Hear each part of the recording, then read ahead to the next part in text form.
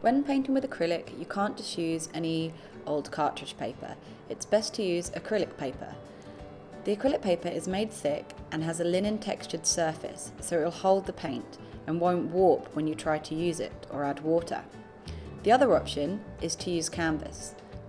Lots of canvases come pre-primed and ready to use.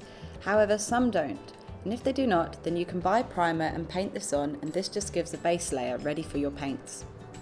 If you're a beginner and just starting out painting, then it's best to start with paper, because then if you make mistakes, it's no worries, you can throw it away and get a new piece.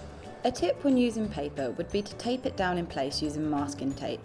This secures the paper while you're painting, and also when you finish, leaves you with a nice border when you peel it off. So you're ready to start painting, so now let's talk about brushes. There is a wide range of brushes that you get, but there's a few simple ones that you'll probably find you use the most. To start with, you need to have a variety of sizes, some bigger brushes for doing larger areas and smaller for doing details. A big flat brush like this is great for getting in a background and doing a lot of coverage, while a smaller flat brush would be ideal for getting in a line. You can use it the flat way to get a thicker line, or you can use it on its edge and create a nice thin line.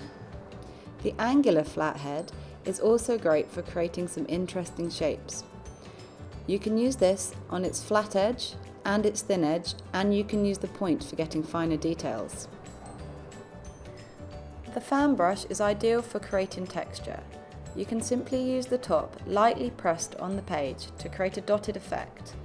You can use this if you're trying to create splashes of water or just add texture to a piece.